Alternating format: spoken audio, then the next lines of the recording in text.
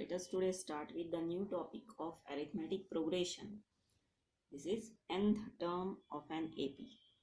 आज हमें nth term क्या होती है arithmetic progression के लिए वो देखना है. अब arithmetic progression in general form हमें मालूम है कैसे बताया जाता है. हम कुछ इस तरह से बताते हैं.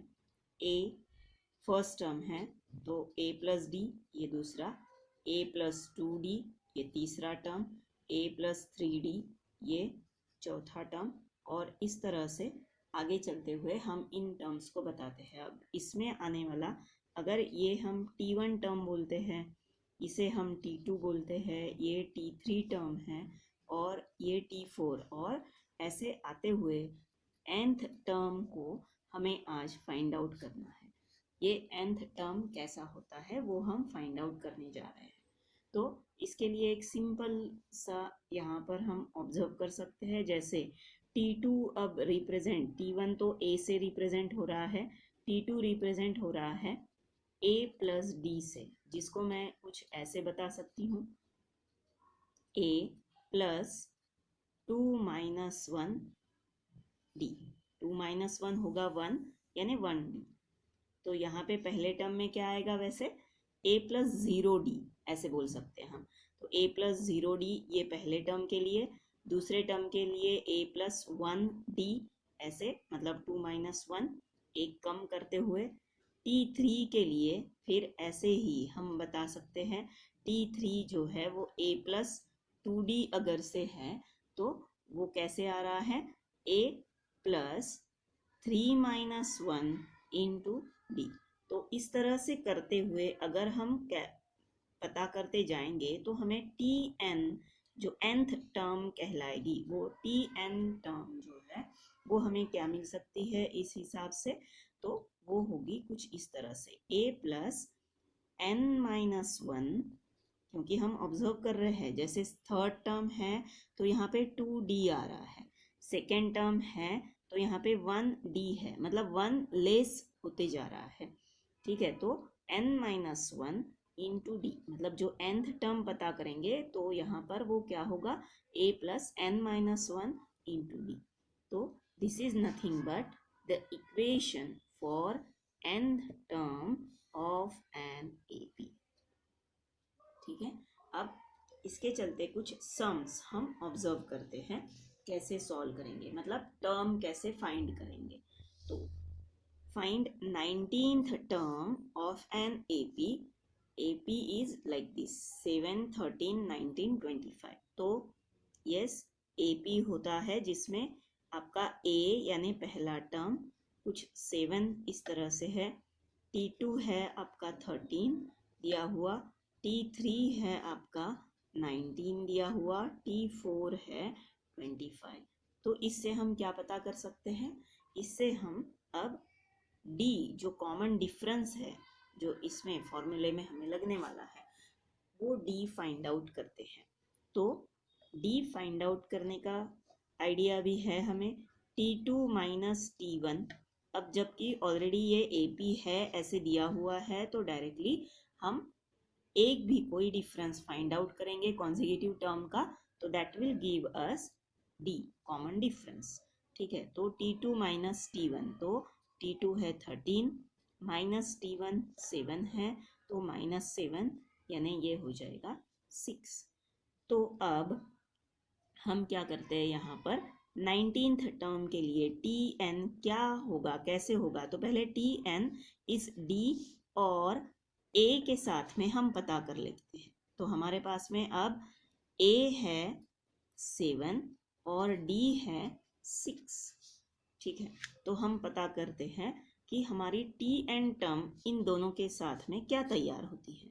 तो हमारा फॉर्मूला है a plus n minus 1 into D. अब इसमें से क्या नहीं है हमारे पास, ये n नहीं है, जो पूछा गया है वो हम सब्स्टिट्यूट करेंगे. तो अभी पहले a और d सब्स्टिट्यूट कर लेते हैं. तो यहाँ पर मुझे ये tn इक्वल टू a है हमारा 7 प्लस n माइनस 1 ये बाद में सब्स्टिट्यूट करना है, और d है 6. तो ये एक इक्वेशन एक तरह से बन जाएगा इस AP के लिए. तो 7 प्लस 6n माइनस 6, तो ये क्या बन गया 7 माइनस 6 1 प्लस 6n।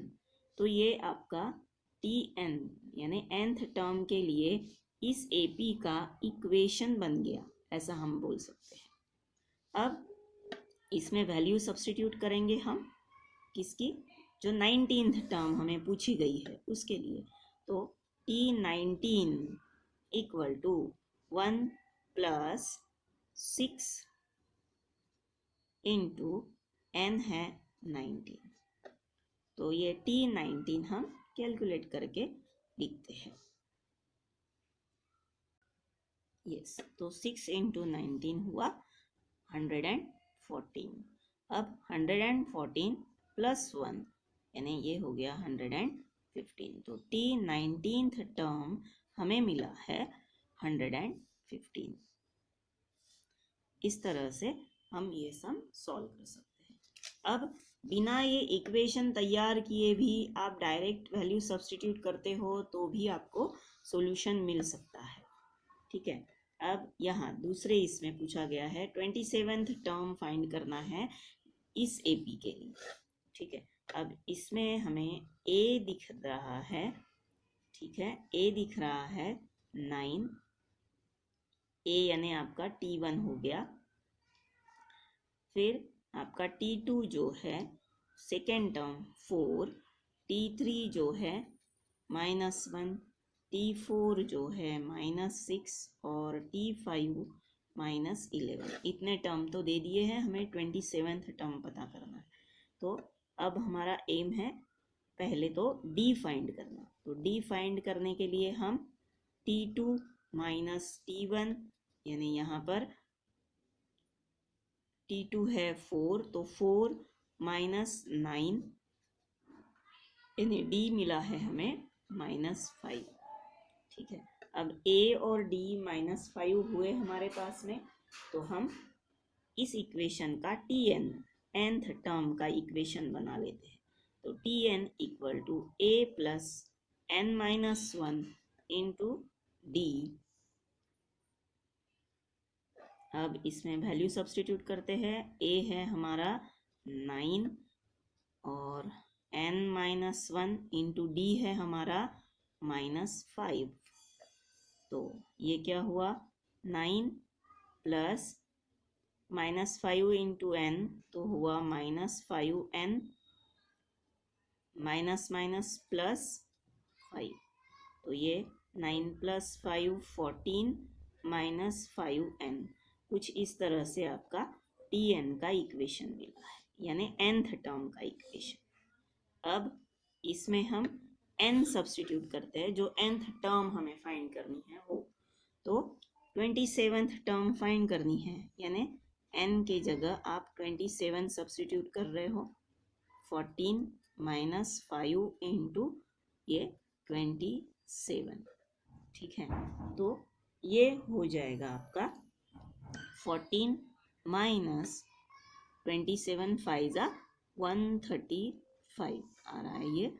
अब सब्ट्रैक्शन करेंगे 14 माइनस 135, तो ये आपकी 27th टर्म आई है -121। तो इस तरह से आप nth टर्म फाइंड कर सकते हैं। ठीक है, thank you for watching. I am क्षमा, कीप वॉचिंग।